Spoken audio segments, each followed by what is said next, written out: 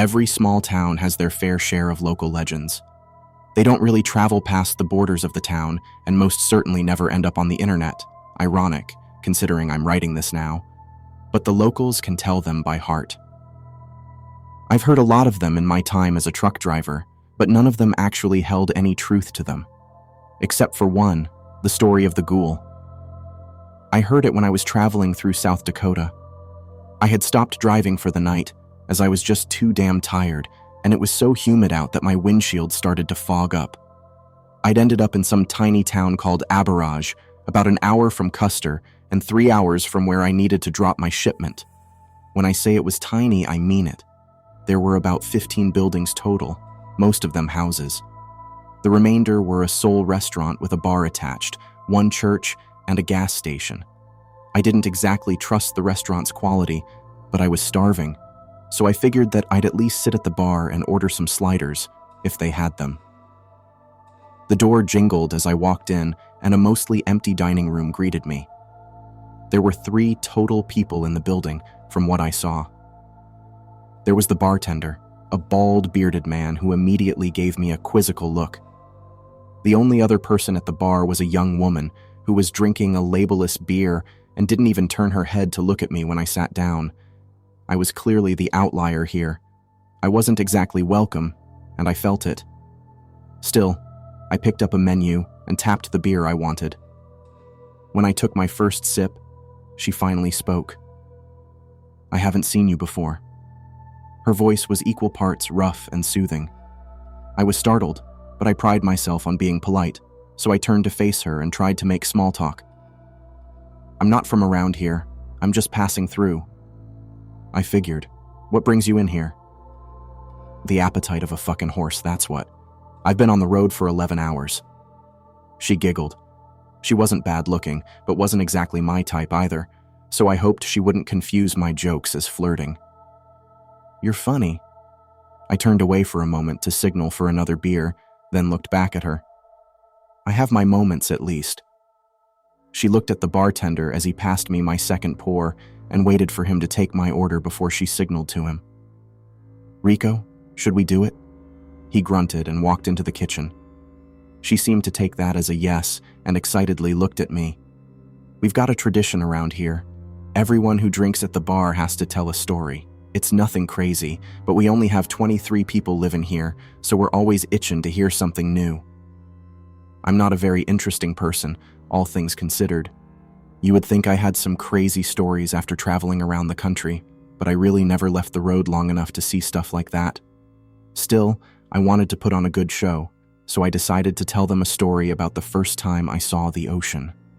As I munched on my onion rings, I tried to make it as fantastical as possible and admittedly embellished the details a bit. I'd never actually seen a killer whale before, but they didn't need to know that. By the looks of it, the woman was captivated with the story and sat there the whole time with her chin in her hands and her bright eyes trained on mine. I finished spinning my tale and turned back to face the bar, placing a 20 on the counter as a tip. I was about to say goodbye when the woman halted me with a slight smirk on her face. "You got a good speaking voice. Thanks for telling us your story. I want to tell you one too." I was dead tired, but my manners prevented me from refusing, so I smiled and signaled to her to continue. "It's the same one I tell everyone who comes through here, because it's the one that sticks with you the longest." I nearly jumped out of my chair when the bartender finally spoke. It wasn't even directed at me, but it caught me off guard. "The one about the ghoul again?" "Yes, sir, unless you got a better idea." He remained silent. She looked at me and began her story. The ghoul was a local ghost story about something that haunted people who passed through the town. It was a long, pale figure that would only speak one word at a time. It would start haunting someone once they heard its story, and wouldn't stop until they were dead. I sat there, relatively entertained as she described the ways that the ghoul would make people go missing, but I obviously wasn't buying it. "But you want to know how you can be sure that the ghoul is after you? How's that? It makes you see stuff, man. Stuff that isn't really there. It'll make you see it. Feel like it's real." To me, this story just sounded like a bad drug trip or an excuse to get me to stay in town. I was blinking in and out of consciousness when she finally finished and decided I'd head back to the motel before she decided that story time would continue.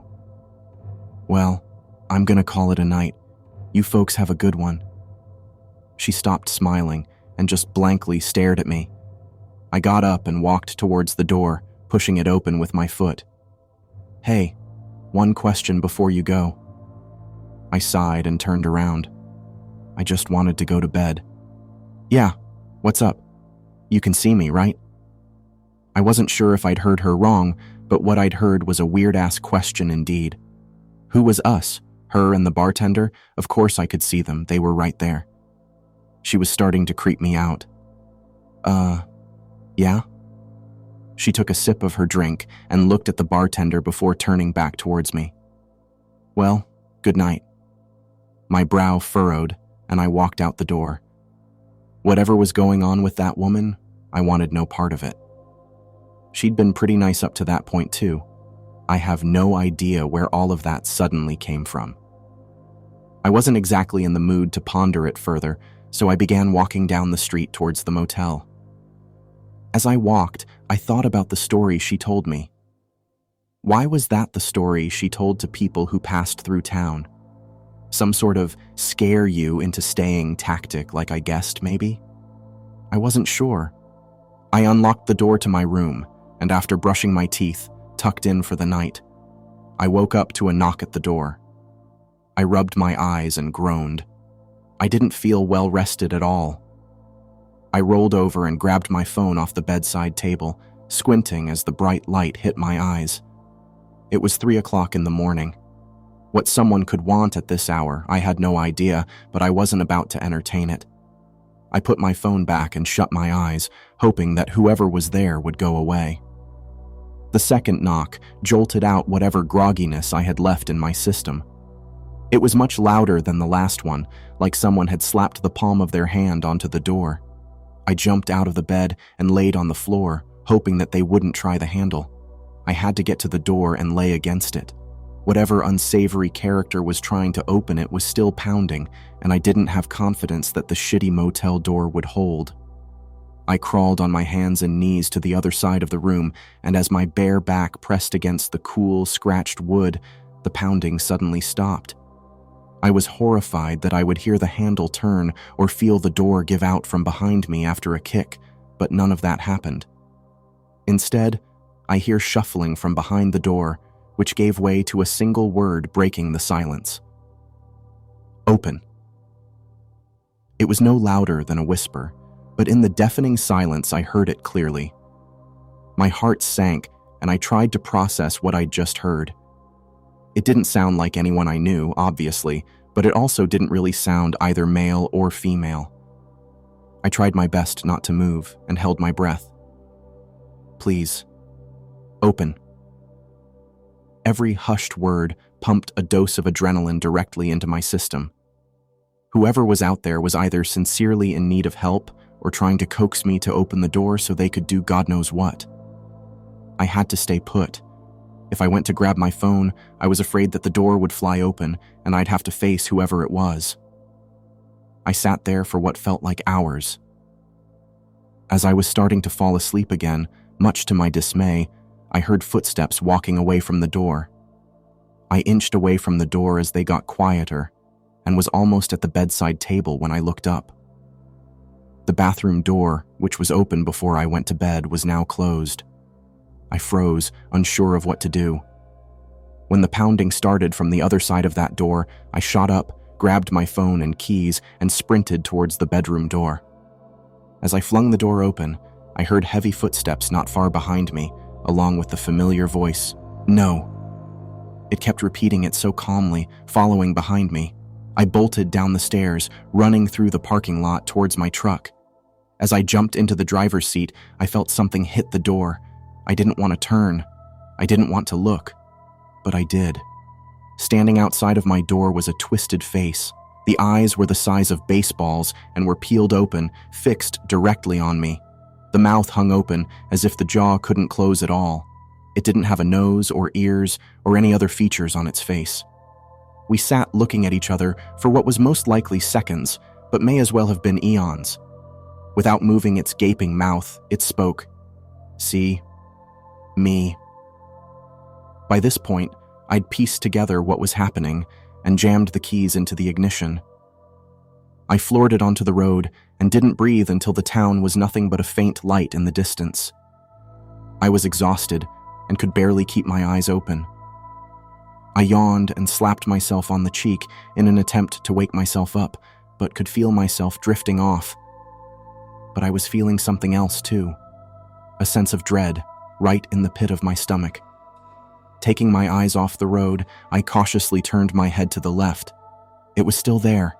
Its head was directly centered in my window now, smiling at me. I swallowed the urge to scream and looked back at the road. It couldn't get in and couldn't affect me if I didn't look at it. But what it could do was talk. In its low, haunting voice, punctuated with guttural growling. You see me. It repeated that for hours. I'd almost forgotten what silence was like by the time the sun rose. As the dawn broke and the light began to fill my eyes once again, it went quiet, and only the sound of my tires traversing the bumpy road remained. I looked to the left and saw trees through my window. Nothing was blocking it anymore. I arrived in Dupree shortly after and didn't even help the factory workers unload the shipment. I just sat in the driver's seat, smoking a cigarette and thinking to myself. When someone knocked on my window, I nearly had a heart attack. It was the factory supervisor who I'd called to sign off on the product. You doing okay? Couple of my guys said you didn't look so hot. I cleared my throat and put my cigarette out in the ashtray. I looked over at him and managed a smile. Yeah, I'm all right. Long night, though. Barely got any sleep. Had to leave at 3 a.m. 3 o'clock in the morning? How far away were you that you just now got here? I opened the door and stepped out onto the gravel, holding my clipboard. It felt good to make small talk after what I'd been through. I was up in Aberage, odd little town, for sure. Aberage? I've never heard of it. I looked at him, expecting him to be kidding me. His brow was furrowed, and he looked concerned for me, if anything. I pulled out my phone and showed him my delivery tracking app, which had marked where I'd stopped for the night. It's right about here. He looked away from the phone and at me with serious concern on his face now. I've been hunting out there. There's nothing there but woods for miles.